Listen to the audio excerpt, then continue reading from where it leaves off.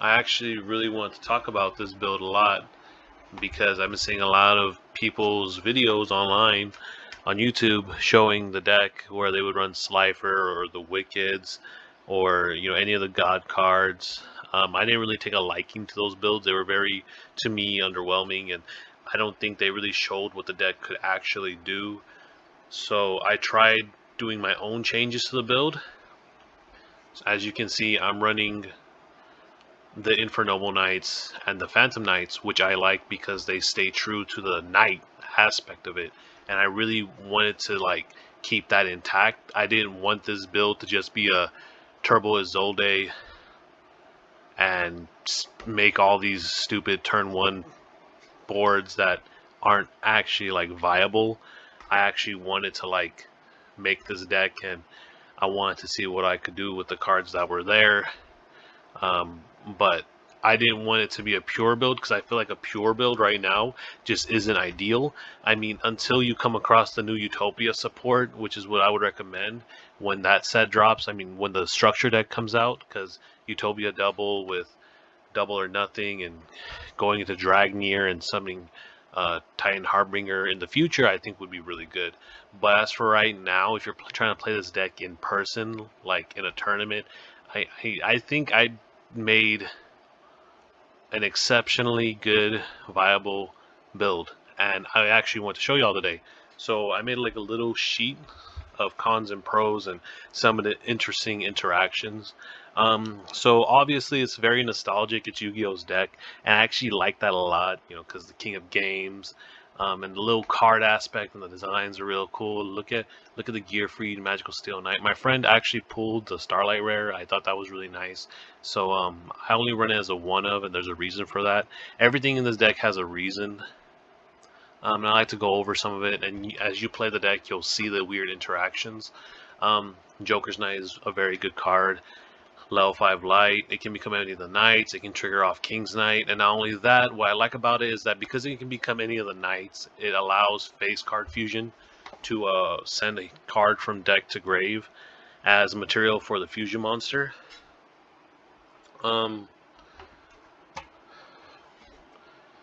So besides it being nostalgic, the recovery is really good with Joker's Knight and Joker's Straight. They're able to add themselves back to the hand, and on top of that, Joker's Wild.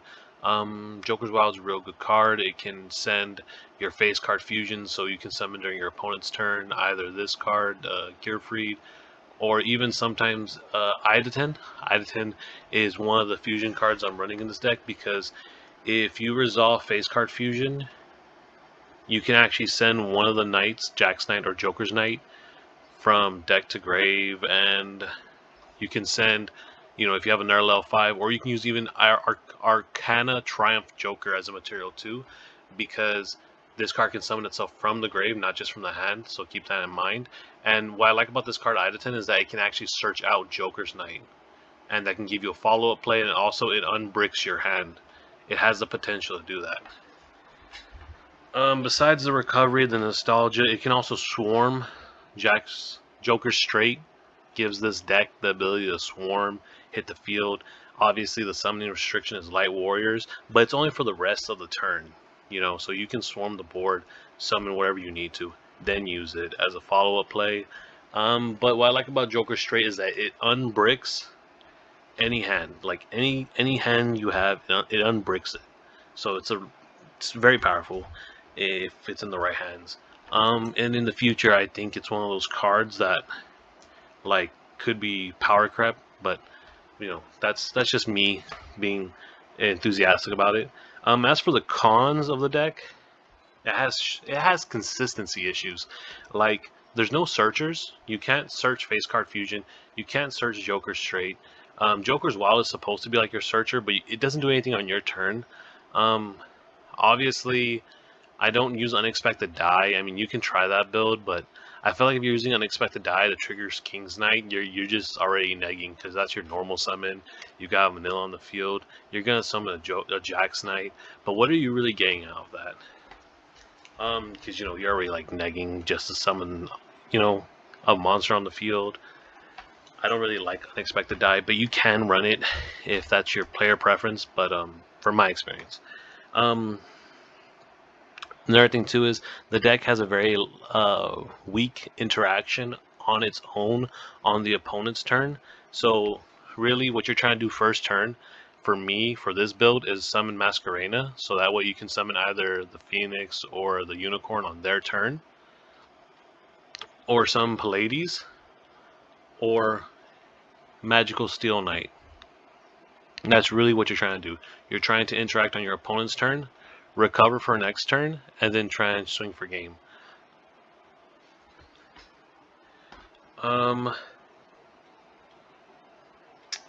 I have the lack of Light Warrior in the extra deck. That's why I said when the new structure deck for the Utopias come out, the deck will have to change because they're Light Warriors. And right now for the TCG, we have a very low level of Light Warriors for the extra deck. Also, the cons, hand traps. I run hand traps. You really need to in this build because there's just such a lack of interaction on your opponent's turn, and you might have a difficult time trying to break boards. And the reason too is that like you kind of need to run Cyframe Gamma in order to resolve Joker Straight or even Face Card Fusion, because Face Card Fusion can be Ash Blossomed because of its ability to send a card from deck to grave. So that right there, like, you know. And the thing I like about Cyframe Gamma is that you can use it to discard with Joker Straight, because Joker Straight to discard a card it's not cost, it's actually card effect. And the reason that's important is because you don't have to discard your combo pieces, and you can just discard the Gamma, because at the time that Joker Straight resolves, you hold on to Gamma to make sure this card resolves if they Ash Blossom it. But if they don't Ash Blossom it, you can just discard the Gamma, so you don't discard your additional cards that you can use as extenders or as just other plays. So Gamma, I think, is a really good card to interact with that. Face Card Fusion, I use the PK Engine because these are really good fodder cards, like just to discard from deck to grave, just to like resolve their effects and just keep going from there.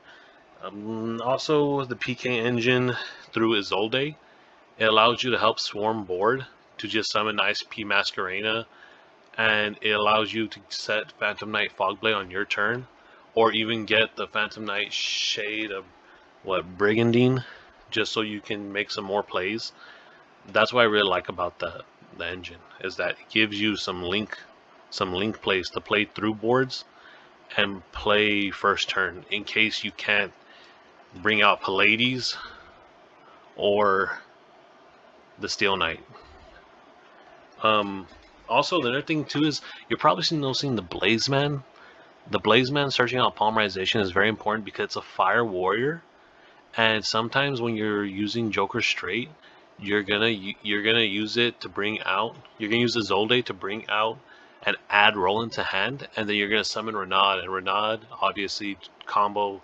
You would have sent the Durando to grave, add back to hand off this, equip, and then destroy, add Blazeman, summon Blazeman.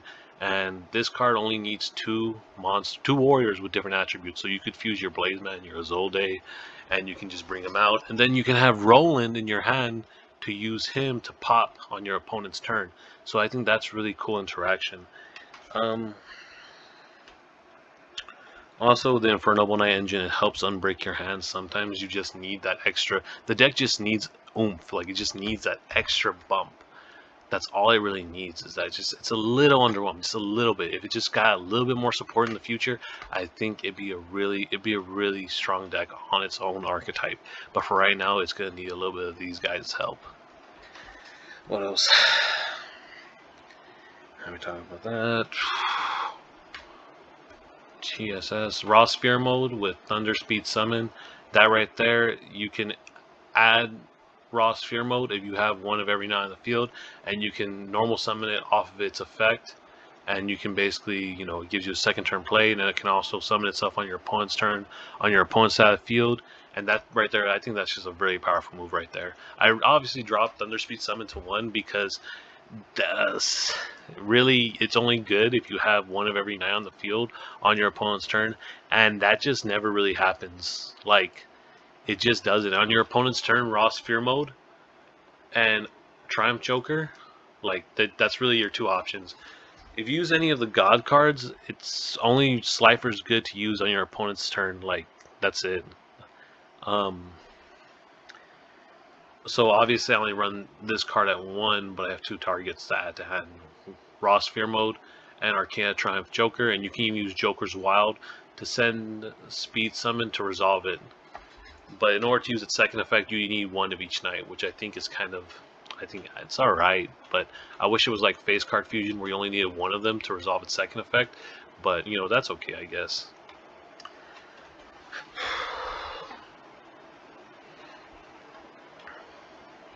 Face Card Fusion.